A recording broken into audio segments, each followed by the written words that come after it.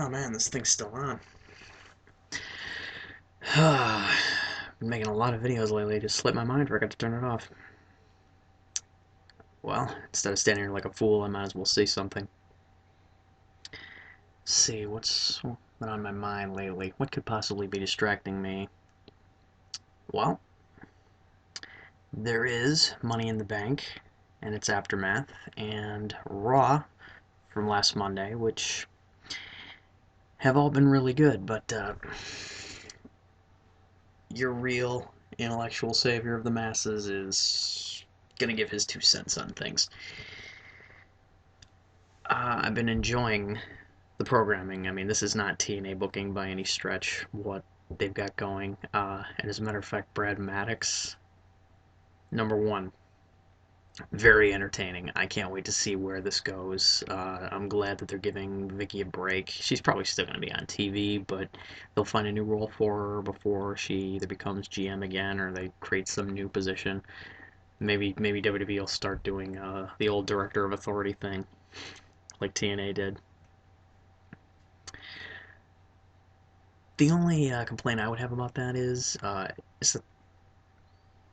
for all of Vince's chatter about giving away stuff for free on television and not doing it on pay-per-view, he just dishes us uh, Brad Maddox on us without when he could have kept us in suspense and waited till Money in the Bank to tell us, hey, Brad Maddox is your new GM. You get the new GM you deserve. I think that would have been cool. I think more people would have bought Money in the Bank and curious about what the announcement was going to be, and it would have left Vicky hanging. If you, there's not enough importance centered on pay-per-views anymore. It's just big concept matches and praying for a buy rate. That's what I see it as these days. And TNA especially having to cut down their pay-per-view schedule, and now they're giving away Destination X for free on an episode of Impact. I mean, precedent aside, they've had specials on Spike TV like that before, but TNA will just never learn. And I would love to do a Geek Thoughts, rather a Smart Mark Thoughts, with my bro on that one. We've been talking about that topic very extensively. But as for the Money in the Bank pay-per-view itself and what we did get, let's see. You probably know by now. Damien Sandow won the first Money in the Bank, the World Heavyweight Money in the Bank match. Uh, I don't understand that. The guy's on a roll and he's a good heel, but I don't think he's ready for primetime yet. And his Money in the Bank win, if he does win the World Heavyweight title, will ultimately help no one but Cody Rhodes. And if you're gonna, I predict that if not being totally buried, he's going to be borderline buried, and he's going to be Zack Ryder in a year or two, as Damien Sandow will be, because of what a feud with Cody Rhodes will cost him. Cody's going to be the Shawn Michaels, no doubt, of Rhodes Scholars. And no titles changed hands. Broke my heart personally, especially when it comes to Kaitlyn not winning Divas title. I'm very sad about that. But that aside, Ziggler not winning the world title and going in a bit of a different route, I really thought that she was going to turn on Ziggler at the pay-per-view and side with Alberto Del Rio. I mean, that pairing would make sense to me, and that was my prediction, but I guess maybe they're just going to see if they can make something out of Biggie Langston. And remember, it was AJ who took credit for bringing him in, upon his debut, not Dolph Ziggler. So they're not doing too much that's unexpected.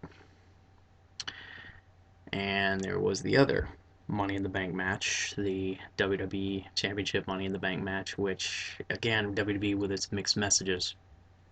You bring back RVD, you bring back Christian, and you put so much hype into it, and you give the briefcase to Randy Orton of all people. Why? I don't understand. Just his consolation prize? What for being divorced and having an ugly ass beard? Why does Orton deserve a title shot right now? Uh, because it's been so long, and because he lost to the Miz last time he reigned.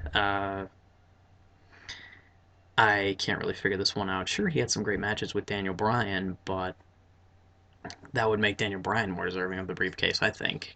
Though they're trying to right a wrong there, and Daniel Bryan was given the shot at SummerSlam, which brings me to how they're booking John Cena this summer.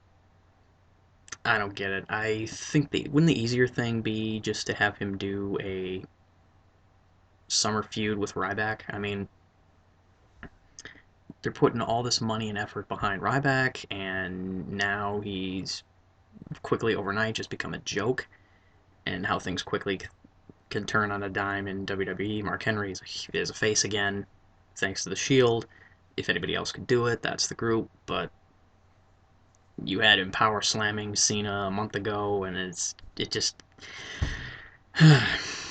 I would wish for more consistency, but I'll save that for the conclusion. So Bryan is going to get his title shot, and you wouldn't have it any other way because, I mean, the two of them are dating the Bella Twins, so they're going to be the de facto male stars of the upcoming reality show. You know, I suspect they're trying to tie it in with that. They need to do that more. Not that they should have put any belts on David Otunga with the release of the call, although the Intercontinental title on Wade Barrett for the release of Dead Man Down was a nice touch, even though the movie didn't do that well. Great film, though. You should see it. Who do I hope wins at SummerSlam? Bryan. Hands down. Respect the beard. But if they to go to all the trouble, just be straightforward. It seems like they're being roundabout with this because they made it seem like at the pay-per-view that Bryan would seek revenge on Curtis Axel and go for the Intercontinental title, which would have been great too, because Bryan, the old cliche about wrestling a paper bag or a broom and having a great match, Bryan is one of those wrestlers. As for Cena, they're just looking for stuff for him to do. I guess no other way of putting it. I mean, coming off beating The Rock at WrestleMania and getting the torch passed, there's really you'd think there'd be more weight, there'd be more import to the WWE title right now, and there isn't.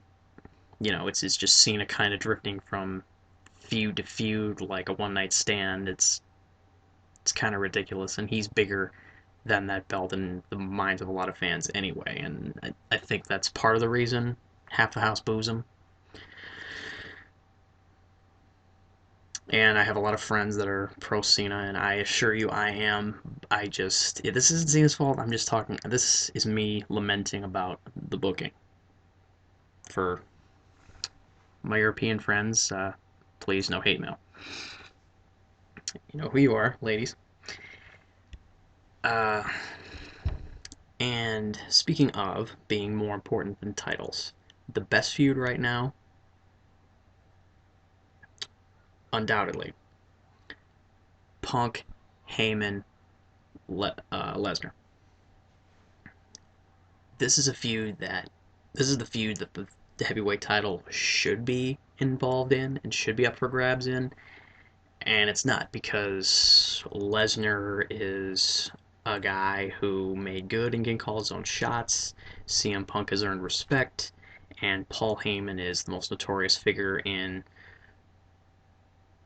professional wrestling, at least of his generation or this generation. And they transcend belts because it's by hook or by crook it's been made so. The match is going to be great, but this used to be what good title feuds were made of. And maybe one day, WWE will rediscover what a good world title feud is. Ziggler, Del Rio, close to becoming that. Cody Rhodes and Damien Sandow, if it becomes about the World Heavyweight title, can definitely be that. Randy Orton, Triple H, Randy Orton and Randy Orton and Cena, even Cena. I'd say Orton and Benoit, but no, that would just be going back to Orton Triple H. Batista Triple H. That's when the world title meant something. I think was half a decade ago, almost a decade ago. And you'd hope for a comeback with. I personally was hoping for a Batista comeback aside here, but he's in Marvel movies now, so he's moved on to greater and better things. So even if we want it, we'll probably never get Lesnar Batista, as awesome as that would be. So overall, I give Raw and Money in the Bank a thumbs up. A for effort, for being entertaining and compelling, for having good matches, even if it comes up short on some of its promises or some of its potential or possibilities. Well, that's my view, and I welcome yours. Comment section, tweet me.